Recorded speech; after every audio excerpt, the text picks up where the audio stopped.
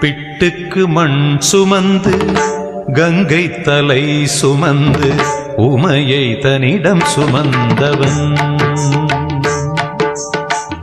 பிட்டுக்கு மண் சுமந்து கங்கை தலை சுமந்து உமையை தன்னிடம் சுமந்தவன். ஈசன் உமையை தன்னிடம் சுமந்தவன். தில்லையாடும் நடராஜன் உமையை தன்னிடம் சுமந்தவன். பூதகணத்தலைவன் நாட்டியத்தின் முதல்வன் கைலையங்கிரி இறைவன் கைலை வாழும் சிவன்.